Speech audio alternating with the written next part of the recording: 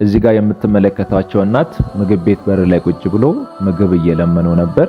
እዛው በተቀመጡበት ሄጄ መቀመጥ ይቻላል ወይ ብዬ አስፈቅድኳቸው ይቻላል አሉኝ። አጠገባቸው ላይ ቁጭ አልኩና ሰላም አልኳቸው፣ ተዋወቅኳቸው። ምን ይቸግሮታል ልረዶት ስለፈለኩ ነው እማማ የመጣሁት አልኩኝ። አላመኑኝም። ልትቀልድብኝ ነው አይደል የመጣኸው ብሎ ሳቁ። ስለራበኝ ነው እዚህ ምግብ ቤት በር የመጣሁት። ስጋ ከበለው 1 ዓመት ሆኖኛል። ምናልባትም እዚህ ምግብ ቤት የሚገቡ ሰዎች አንድ ሰው ስጋ ከጋበዘኝ ብዬ አይናቸውን እያየው ነበር አሉኝ። ሌላስ ምን ይቸግሮታል ብዬ ጠየቅኳቸው። በጣም ይቸገረኝ በረንዳ ስለሚተኛ የማታ ልብስ የለኝም፣ ብርዱ በጣም እየጎዳኝ ስለሆነ ከቻልክ የማታ ልብስ ግዛልኝ አሉ። እሺ የሚያስፈልጉትን ነገር ገዝተን እንሰጥዎታለን፣ ከዚህ ቦታ ይነሱ ብዬ አስነሳዋቸው። ከዛ ቦታ ተነሱ። መኪና ውስጥ ይዣቸው ገባው። ከዛ የኪራይ ቤት ፈለገንና አንድ ቤት ተከራየን። አላመኑም። በጣም ደስ ብሏቸው ቤቱን ከተከራየን በኋላ ለቤት ውስጥ የሚያስፈልጉ የተለያዩ ቁሳቁሶችን ወደ ከተማ ሄደን ለመግዛት ወጣን።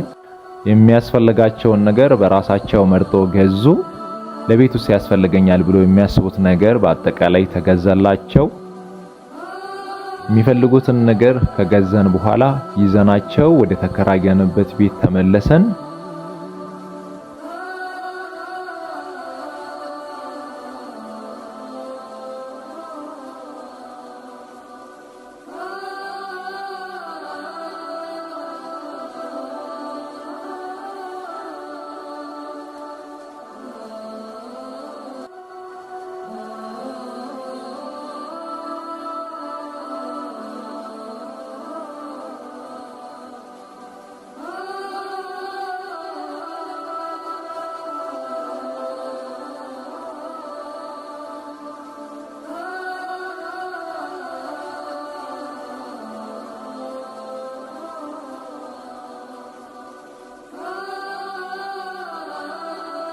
የሚያስፈልጉትን ነገር በየጊዜው እየመጣን እንጠይቃለን።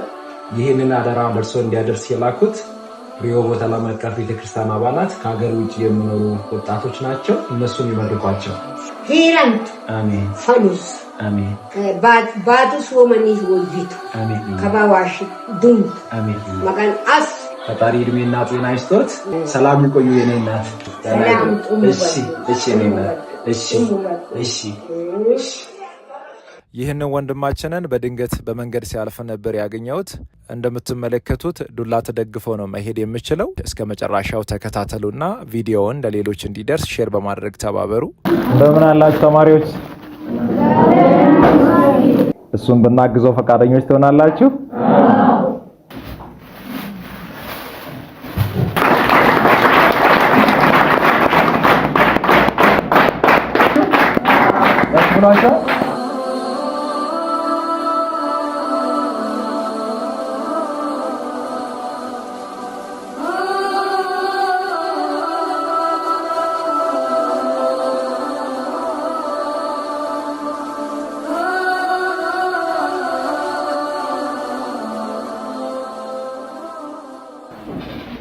ትምህርት ቤት ላይ ለሚያስፈልግ ለአንዳንድ ነገሮች ተጠቀምበት።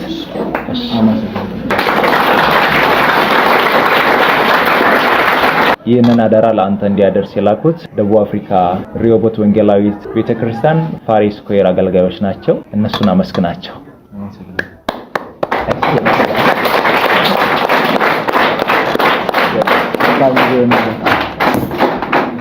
በርታ፣ አንተ ጀግና ሰው ነህ። ፈጣሪ ትልቅ ደረጃ ያድርስ፣ ሰላሙን ያብዛል። ወዳለሁ ተማሪዎች፣ መልካም ጊዜ ይሁንላችሁ።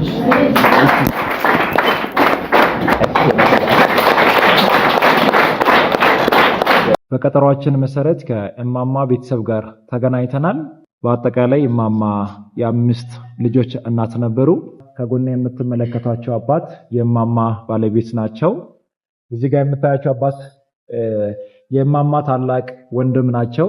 እዚህ ጋር የምታዩት ወንድማችን ደግሞ የእማማ ወንድም ልጅ ነው።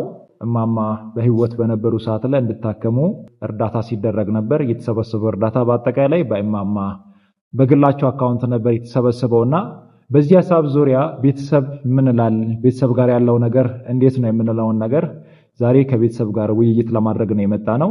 እነሱ ጋር ያለውን ነገር ከነሱ አንደበት ከነሱ አፍ የምንሰማ ይሆናል። በሷ አካውንት ያለው ገንዘብ አሁንም በሆሳዕና ዙሪያ አንድ ካንሰር በሽተኛ ነበረች። እሷን እናሳክማለን ብለን ቤተሰቡ ተወያይተናል። እማማ ልጅ ነኝ። ፈጣሪ ያው እማማ ወስዷታል። እንደ እናት የሆነችው እናት አለችና በካንሰር ህመም እየተሰቃየች አለችና በእናት የተሰበሰበው ብር እቺ እናታችን እናሳክማለን።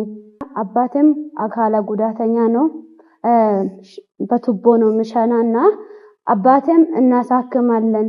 እናታችንን በህይወት ማግኘት ባንችል እንኳን እንደ እናቴ የታመመችው የካንሰር ታማሚ አለች እዚህ ሆሳዕና አካባቢ ማለት ነው። እሷን እናሳክማለን በሷ ስም ማለት ነው። እና ደግሞ እንደሷም እናያለን። እሷን አሳክመን እሷ ጤንነት ስታገኝ እንደሷም እናያለን። እርዳታ ባሰባሰባችሁት ብር እናታችን ሲታከሙ ቆይተው እንደ እግዚአብሔር ፈቃድ ሆነው አርፈዋል።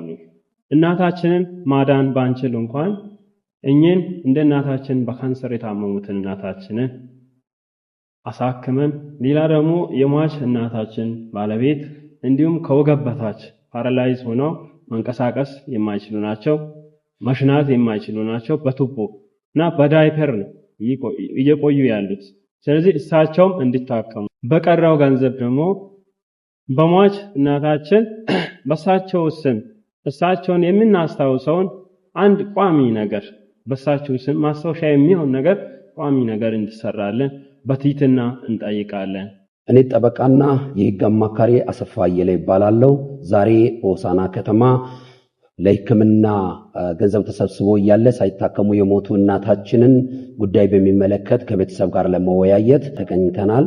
አንድ ሰው በስሙ ገንዘብ በባንክ ተሰብስቦ እያለ ይህን ገንዘብ ሳይጠቀም ሰው ከሞተ ምን ይሆናል፣ በምን ሁኔታ ለማን ይተላለፋል የሚለውን ደግሞ በምን ሂደት ነው ሊተላለፍ የሚችለው በሚለው የኢትዮጵያ ሕግ የራሱን መስፈርት አስቀምጠውታል። ይህንን በሚመለከት ከቤተሰብ ጋር ውይይት አድርገን ጉዳዩን እስከ ፍጻሜ ድረስ ሊያደርሱ የሚችሉ ንዑሳን ኮሚቴዎቹን አዋቅረናል። በፍርድ ቤትም ይሄን ጉዳይ እንዴት አድርገን ማስኬድ እንችላለን በሚለው ፋይልን ከፍተናል። በሰነድ የተደገፈ ማስረጃ ይዘን የፍርድ ቤት ሂደቱን ጨርሰን እስከምንመጣ ድረስ ሁሉም በትዕግስት እንድትጠባበቁን እየተማጸንኩ የነጥብቅና ለተራቡት ለተጠሙት የምስኪኖቹ ስም የተሰበሰበ ገንዘብ አላግባብ እንዳይባክን ጭምር የመጠበቅ የመጨረሻውን ውጤት እስከምናመጣ ድረስ በትዕግስት እንድትጠባበቁን አደራላችሁ ወዳለው። በእማማ ስም በተሰበሰበው ገንዘብ ዙሪያ ቤተሰብ ያነሳው ሐሳብ ይህንን ይመስላል። የኢትዮጵያ ሕዝብ የሰጠንን አደራ እንዲሁም ኃላፊነት ተቀብለን ይህ ቤተሰብ የተናገረውን ቃል ተፈጻሚነትን እስከሚያገኝ ድረስ እኛም የተሰጠንን ኃላፊነትና አደራ በአግባቡ ተወጥተን የደረስንበትን ሁኔታ እንዲሁ መተን የምናሳውቃችሁ ይሆናል። የእማማ ጉዳይ የት ደረሰ ብሎ ብዙ የሚያሳስባቸው ደጋግ ወገኖች ስላሉ እንዲረዱ ይህንን ቪዲዮ ለሁሉም እንዲደርስ ሼር በማድረግ ተባበሩን። አመሰግናለሁ።